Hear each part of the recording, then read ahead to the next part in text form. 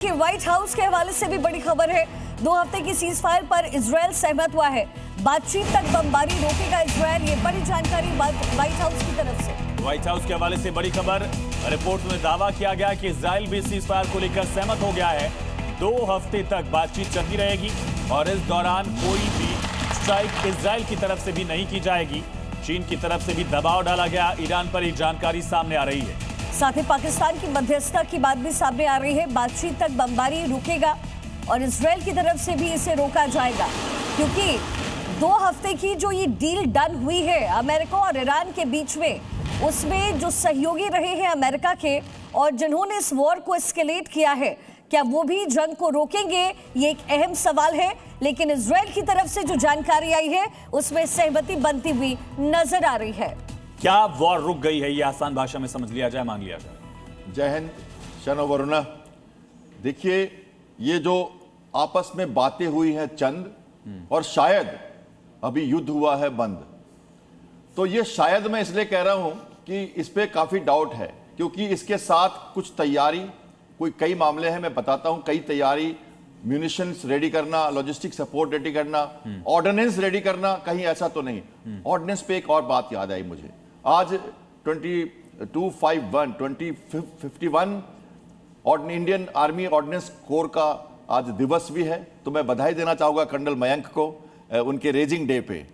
मैं ऑर्डिनेंस की बात कर रहा था, म्यूनिशंस की बात कर रहा था। कहीं लॉजिस्टिक तैयारी तो नहीं है? डायलमा, डिसेप्शन, डाइवर्जन और सरप्राइज के साथ ट्रंप लगातार अपनी बातें बंद करते रहते। कल रात तक तो ईरान कह रहा था मेरे जो 10 सूत्री कार्यक्रम है उसमें से एक है कि मैं स्टेट ऑफ हॉर्मुज को एक प्रोटोकॉल के तहत खोलूंगा, वरना नहीं खोलूंगा।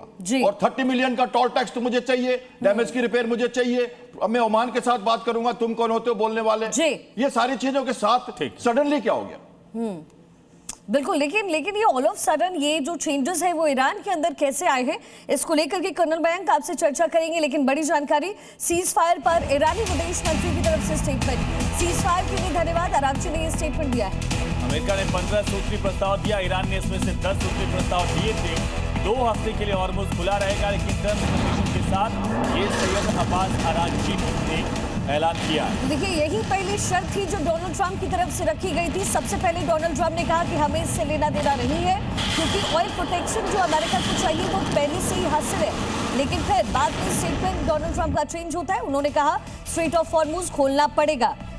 कर्नल मयंक हमारे साथ है। कर्नल मयंक, ये क्या मिलिट्री एग्जॉस्शन आपको लगता है, या फिर एक टैक्टिकल जो चेंजेस है या पॉज है वो अमेरिका की तरफ से किया गया है?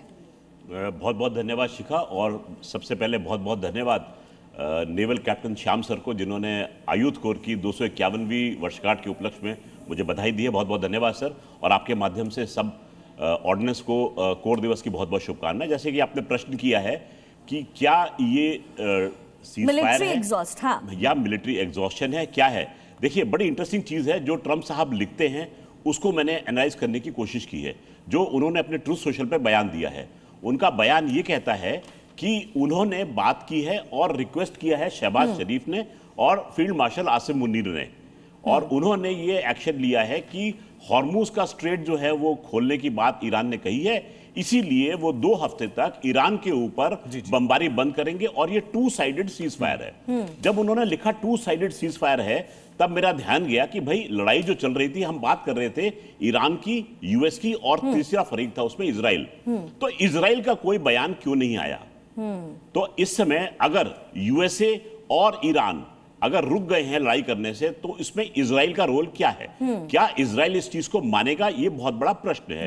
नंबर 2, हमें सबको पता है कि 31 सूत्रीय मोज़ैक डिफेंस जो है वो प्ले पर है। तो क्या ये जो साइनिंग हुई है ये उन पूरे 31 लोगों को मान्य है? क्योंकि आईआरजीसी की जो एसओपी थी उसमें तो ये था कि लड़ेंगे और लड़के अपनी जान दे देंगे, शहादत हासिल कर लेंगे। जैसा हम बात कर रहे हैं, मेरे पास खबरें आई हैं कि मिसाइल्स जो है वो यूएई की तरफ दागी गई हैं, और यूएई अपनी सुरक्षा की कार्रवाई वहां पर कर रहा है। तो ये समाचार वहां तक जाते जाते टाइम लगेगा। ऐसा भी हो सकता है कोई अमेरिकी